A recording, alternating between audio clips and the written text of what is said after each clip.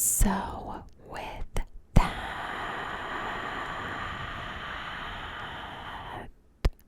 sit back,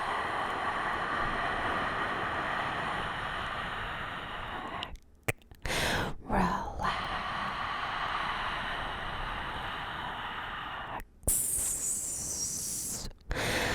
and let's get started.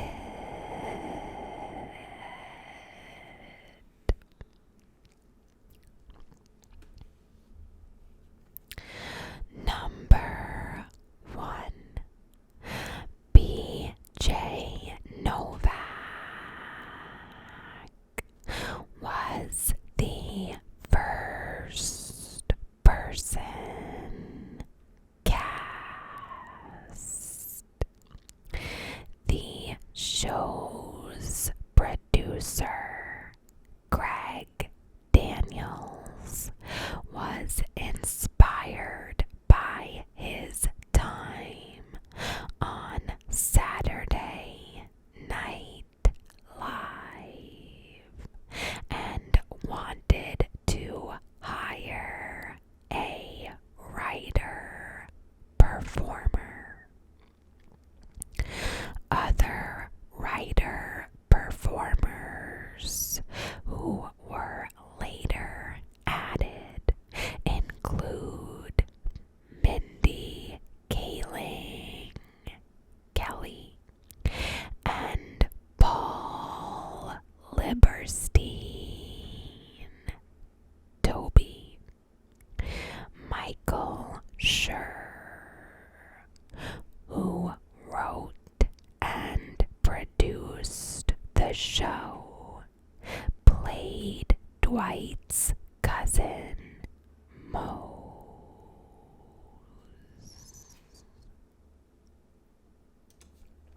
Number 2. The cast could have been way different. For instance, Adam Scott auditioned for the part of Jim Halpert. Seth Rogen was in the running to play Dwight.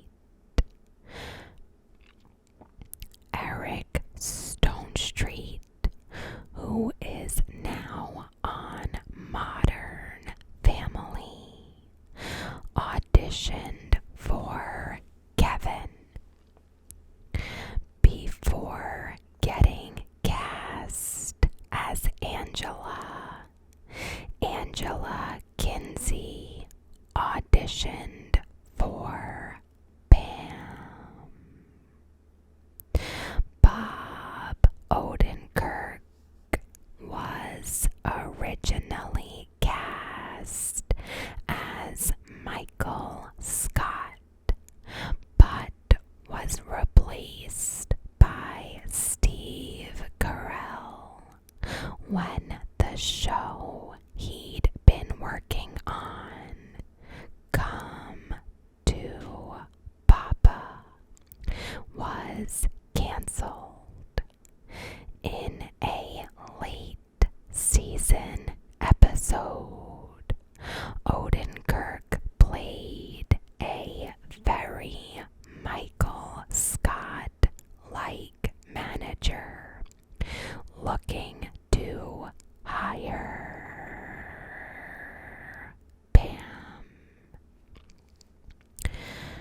It's interesting that if Bob took the part,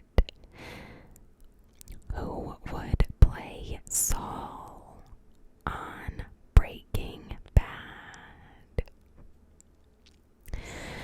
Number 3.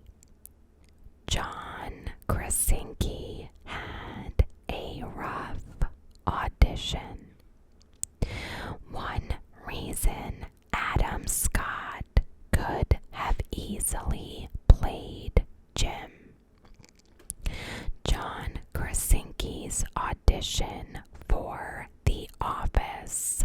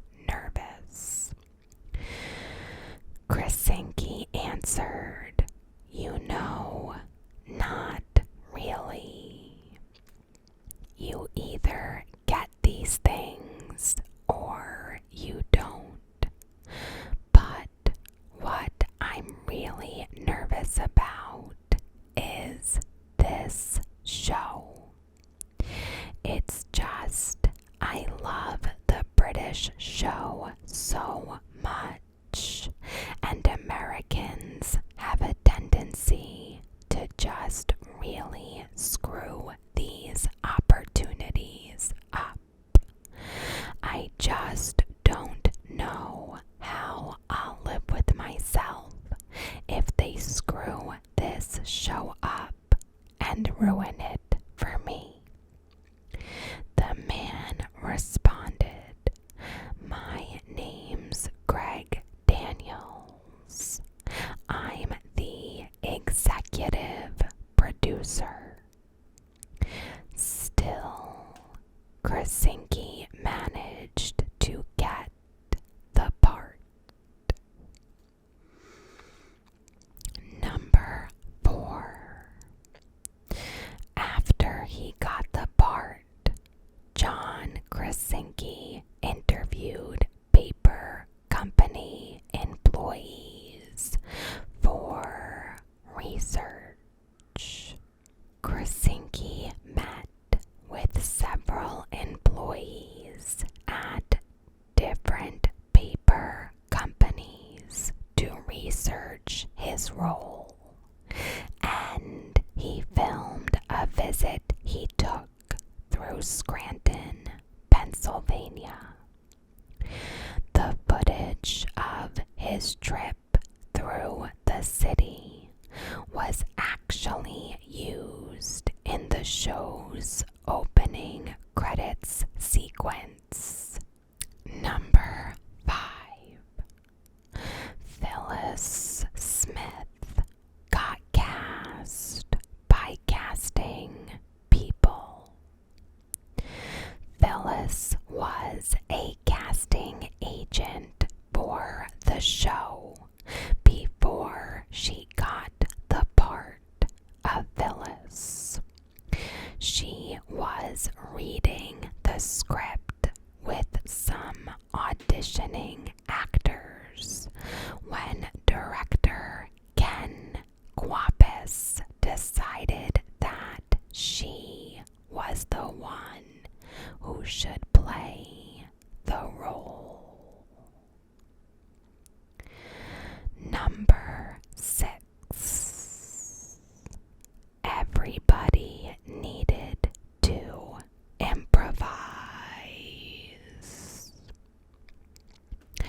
Even if they weren't writers, Daniels wanted to make sure his actors had a background in improvisation.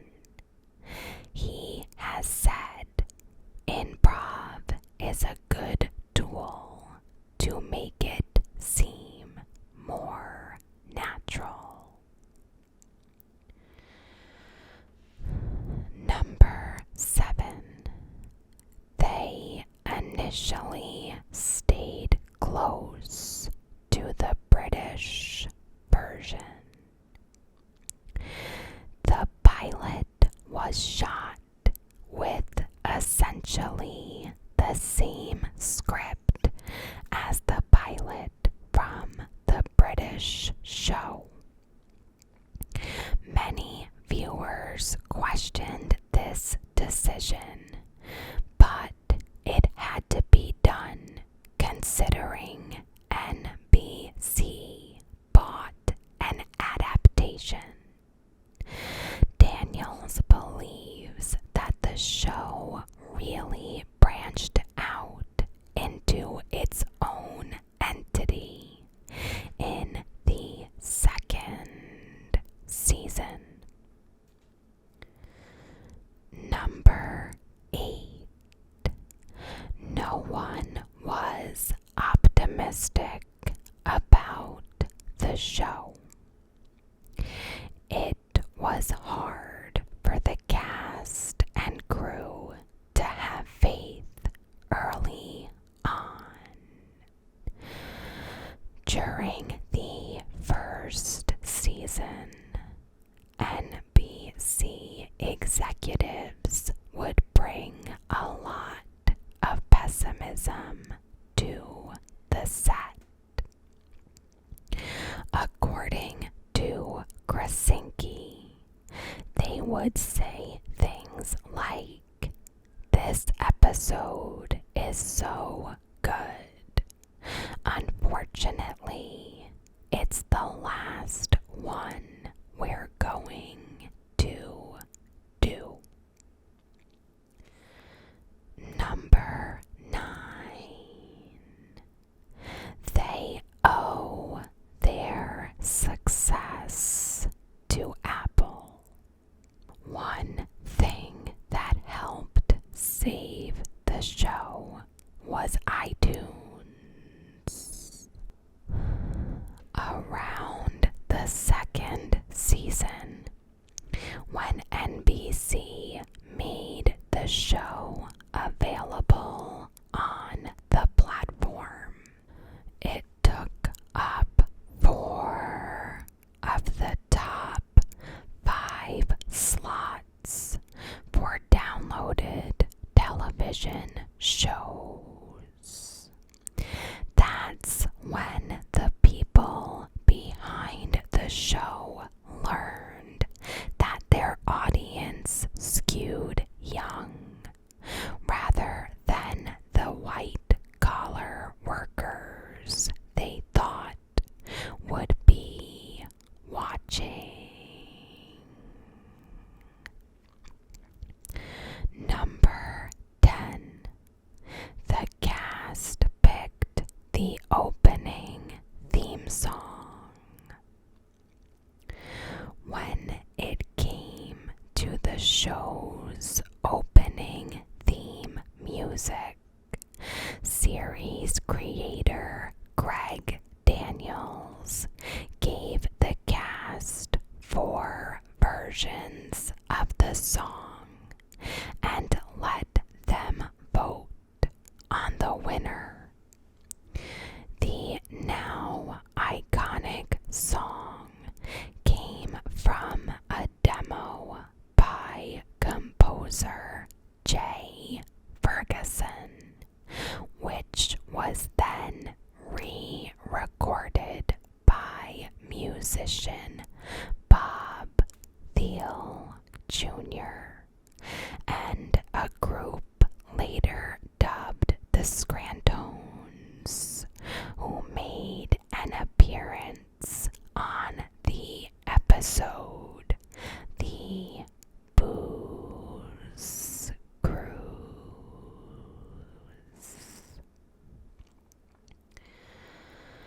Number 11. They lost their original theme song to Heather Locklear. In 2015, Rainn Wilson revealed that a number of hit songs were given consideration for the show's opening theme, including Better Things by the Kinks and Float On by Modest Mouse. But the one the cast really wanted was Mr. Blue Sky by the Electric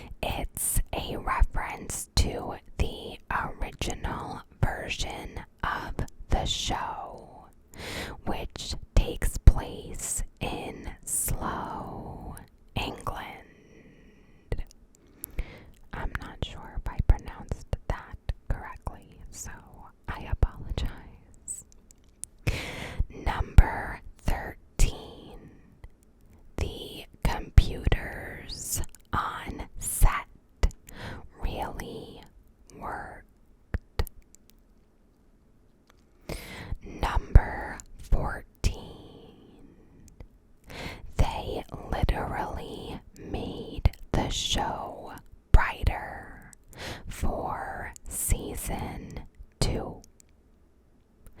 In an attempt to boost ratings after the first season, the producers pivoted the show's style away from the British version to make Michael Scott more likable and make the episodes more optimistic.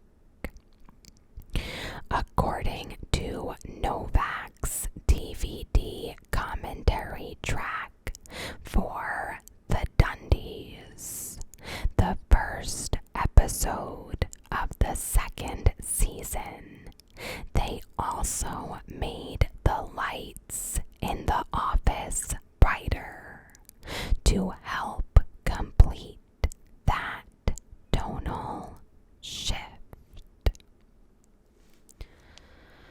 Number 15. They also recreated the office space from scratch.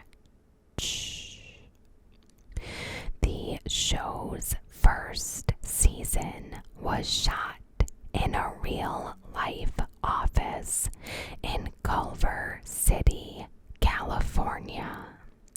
So when they transitioned to a soundstage for the second season, the crew had to rebuild it and stock it with supplies to make a perfect replica.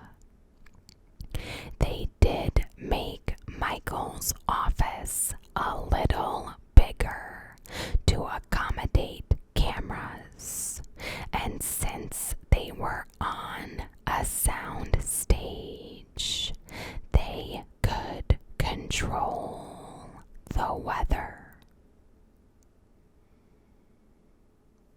Number 16.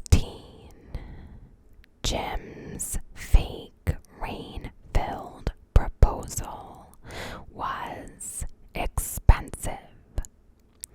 The writers had a clear vision for how Jim's proposal to Pam would look.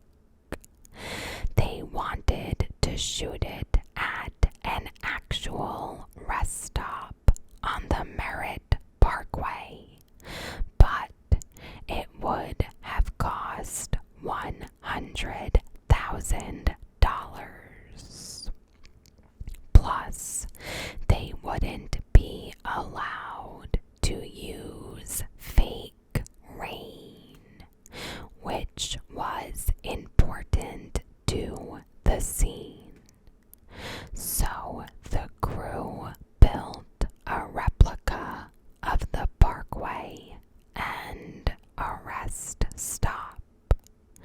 The shot ended up costing $250,000.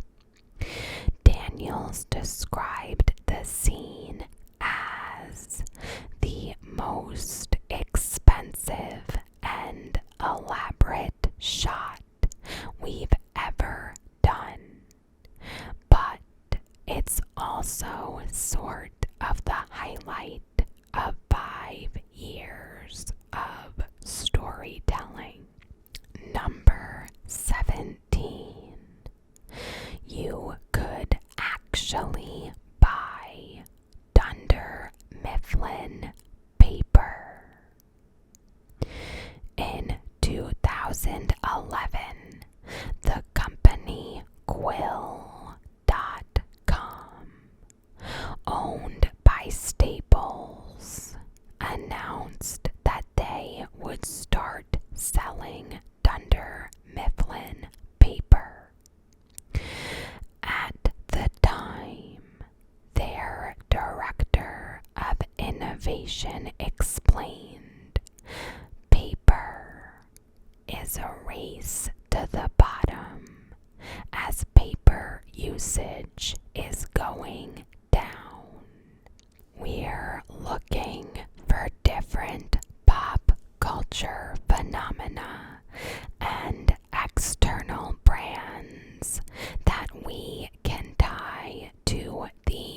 mundane product categories to differentiate. That's really how initially pairing copy paper and Dunder Mifflin came about. Number 18. Steve Carell improvised his kiss with Oscar. In the season 3 episode Gay Witch Hunt, the script only called for a hug. Nunes recalled, "We were just supposed to hug, and he kept hugging me. And that particular take, he came in really close, and I'm like, where is he going with this? Oh dear, yes, here we go." Number 19. The actors weren't the only ones who would improvise. In season 5, Pam closes her dorm door on a camera person who lets out an audible sigh. That was an impromptu moment from the director of photography, Randall Einhorn. Number 20. Several restaurants featured on the show are real. Remember when Michael bungled the office's pizza order by getting pies from Pizza by Alfredo rather than the popular Alfredo's Pizza Cafe?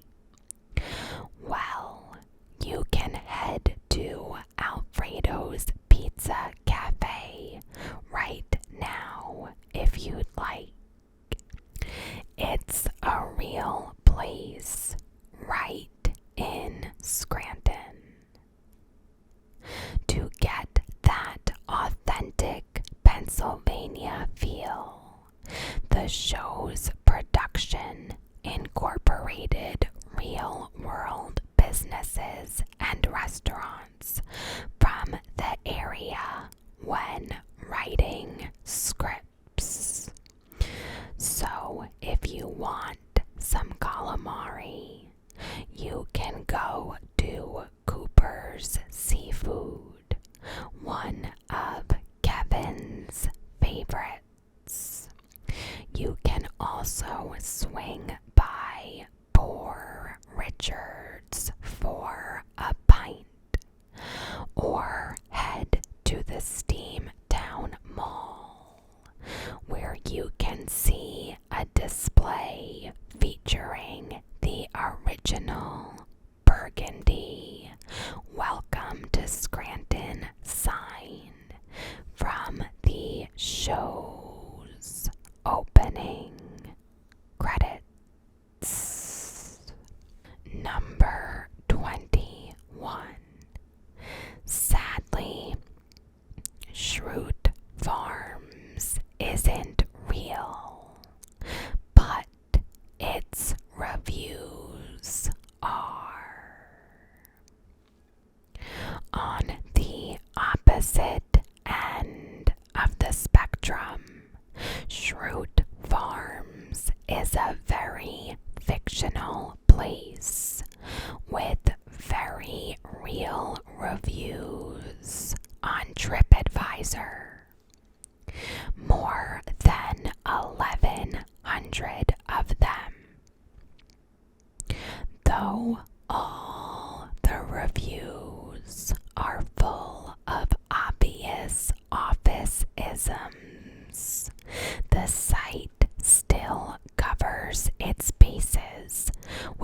warning at the top that reads, "This is a fictional place as seen on NBC's The Office. Please do not try to book a visit here." Number 22. Steve Carell had his number retired. When Steve Carell left the show after 7 seasons, he was still adored by the cast and crew. Up until that point, he had always been number 1 on the call sheet. So, when he left, they retired the number 1, and it didn't appear on the call sheet again. Number 23. Andy became office manager in the final 2 seasons because he's a people person. Lieberstein, who was showrunner at the time, said, "The Andy character is very different from Michael, but one of the things they have in common is that they both put people and relationships first." The writers also considered promoting Daryl, but decided that he was too rational and smart to be the manager, so he couldn't cause as many disasters.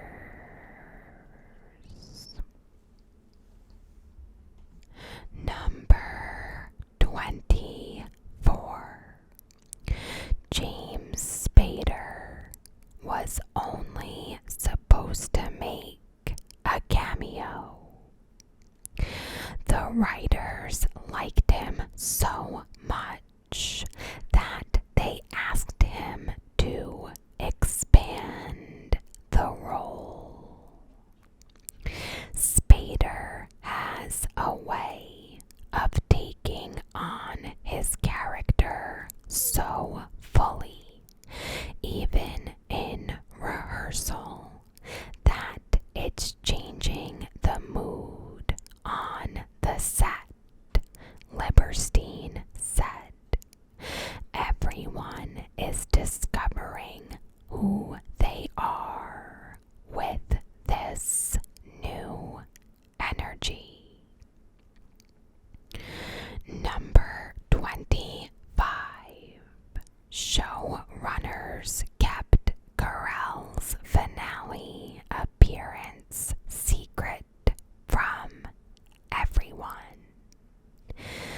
The showrunners didn't even tell network executives that Steve was going to appear in the finale. According to Daniels, "We shot the Steve stuff and we kept it out of the dailies and didn't tell them about it. At the table reading, we gave the Steve Carell lines to Creed."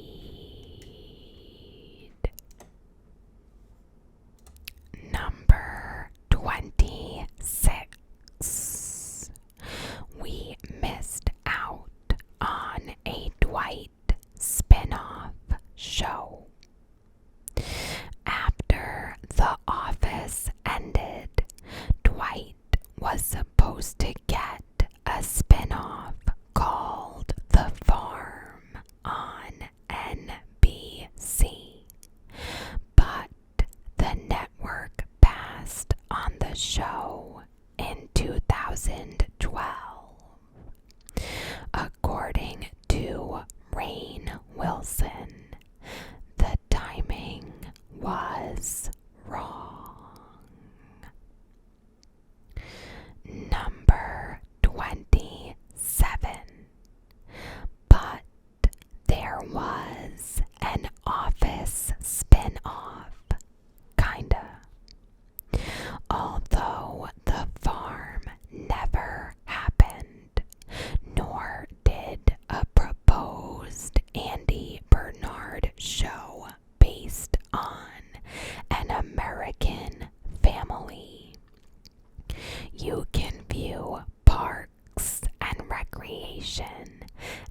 was a kind of spin-off. It was developed by the same producers and was originally going to be a spin-off before Rashida Jones got cast after playing a separate character on The Office. Number 28. The CPR episode helped save someone's life. In the season 5 episode Stress Relief, Michael arranges a CPR training session for his staff that quickly develops into a very Scranton-y debacle. But even if no one at Dunder Mifflin learned anything, someone at home actually did. On the show, it's said that the chest compressions should be done to the beat of the popular Bee Gees song Stayin' Alive. And this tip helped an Office fan from Arizona perform successful CPR on a woman he found slumped over in the seat of her car. She regained consciousness after about a minute of CPR and was brought to the hospital, where she was later discharged. Number 29. You can search through all the show's stairs. One of The Office's trademarks is the way the characters would seamlessly break the fourth wall and communicate their feelings to the audience by doing nothing more than looking directly into the camera. These office stares became such a hit that they even became the subject of a fan site that allows you to search through more than 800 different emotions. Boredom, sadness, anger, and loneliness, to name a few. And watch a brief YouTube clip of an Office character perfectly embodying it with nothing more than a glance. Number 30. Steve Carell isn't interested in joining a reboot. Though the show is always the subject of reboot rumors, Steve Carell has said on multiple occasions that bringing back The Office isn't on his mind. Because The Office is on Netflix and replaying, a lot more people have seen it recently. And I think because of that, there's been a resurgence in interest in the show and talk about bringing it back. But apart from the fact that I just don't think that's a good idea, it might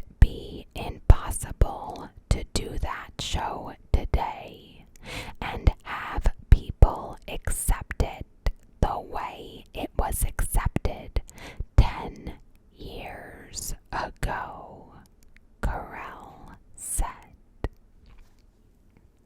Number 31. Michael has a different fish in each episode of the Michael Scott Paper Company era. He starts with a goldfish and ends up with a black beta. Maybe he's not good at keeping fish alive. At least it's good practice for falling into a koi pond. Number 32. Several office stars interned for Conan O'Brien. Obviously, cutting your teeth with a comedy legend like Conan O'Brien helps when you're starring in your own show. Mindy Kaling, 1999. John Krasinski, 2000. And Ellie Kemper, 2005, were all interns for the NBC late night host before hitting it big. Number 33. Every episode could have been an hour long. According to Nunes, the cast and crew always shot tons of footage. A lot of it ended up as DVD extras, but the actor claimed that each episode could have been much longer. Even the awkward scenes where nothing is happening, where everyone is just uncomfortable, could go on longer and become even funnier because the level of discomfort just rises, he said. And number 34. Pam and Michael had a genuine goodbye. For their goodbye scene at the airport in Carell's last episode, Jenna Fischer was told by production to just say whatever you would want to say to Steve. Just say goodbye and we'll tape it. And when you're finished, just give each other a hug and go your separate ways. Fisher later revealed in 2018 that those were real tears and a real goodbye. So that is all for today. I hope you enjoyed.